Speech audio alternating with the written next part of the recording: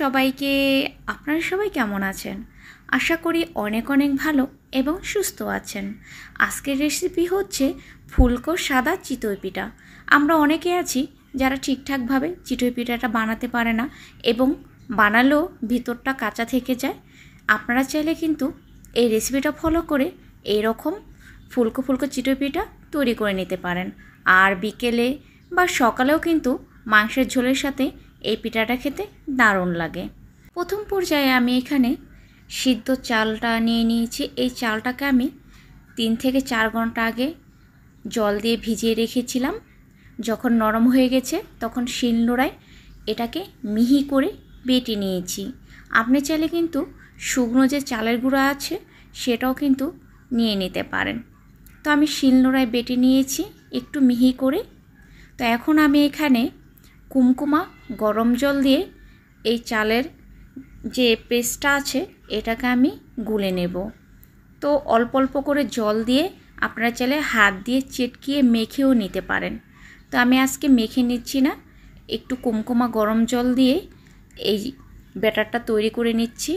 আর জলটা অবশ্যই যেন হাতটা জলের ভিতরে চুবিয়ে রাখতে পারেন, এরকম কুসুম গরম জল দিয়েই এই ব্যাটারটা গুলে নিতে হবে।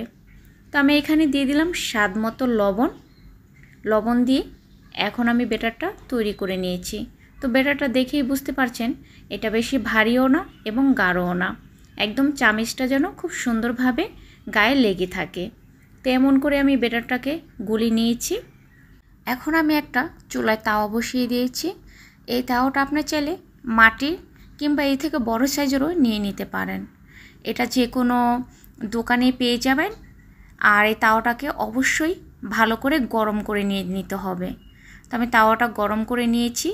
আর পিঠার সাইজটা আপনি আপনার পছন্দ মতো করে কিন্তু দিয়ে নিতে পারেন। তো আমি একটু মাঝারি সাইজের পিঠার সাইজটার মতো করে দিয়ে নিয়েছি।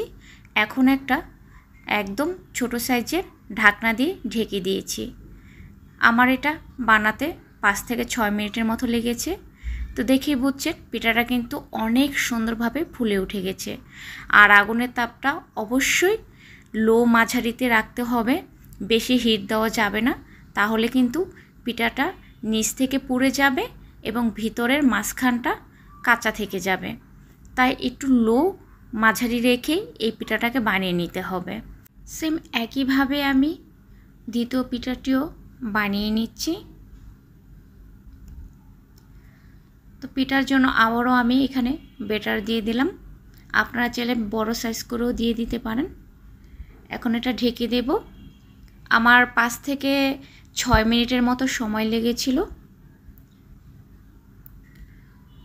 তো 6 মিনিট পর খুলে দেখিয়ে বুঝতে পারছেন পিঠাটা কত সুন্দরভাবে কিন্তু ফুলে উঠে গেছে। পিঠাটা ওঠানোর আগে অবশ্যই ঢাকনা খুলে 20 থেকে 30 সেকেন্ডের মতো আপনাকে অপেক্ষা করতে হবে, তারপরে কিন্তু এই পিঠাটা তুলে নিতে হবে। তো এরকম করে আমি সবগুলো পিঠাই বানিয়ে নিয়েছি। আর প্রত্যেকটা পিঠার পিছনটাই অনেকটাই সুন্দর হয়েছে, একটা পিঠাও কিন্তু পুড়ে নাই। তো আপনারা চাইলে কিন্তু এরকম করে এই পিঠাগুলো বানিয়ে নিতে পারেন। আর পিঠার ভিতরটা খুব সুন্দর হয়েছে, একটা পিঠা আপনাদের ভেঙে দেখাচ্ছি। তো আপনারা চাইলে কিন্তু এই গরম গরম পিঠাগুলো মাংস তরকারির সাথে পরিবেশন করতে পারেন। তো আজকের রেসিপিটা আপনাদের কাছে কেমন লাগলো? যদি ভালো লেগে থাকে অবশ্যই লাইক শেয়ার করবেন আর কমেন্ট করে আপনার মতামত জানাবেন। আর পরবর্তীতে এরকম সুন্দর সুন্দর রেসিপি দেখার জন্য অবশ্যই চ্যানেলটা সাবস্ক্রাইব করে পাশে থাকা বেল আইকনটাকে প্রেস করে দেবেন। সবাই ভালো থাকবেন, সুস্থ থাকবেন।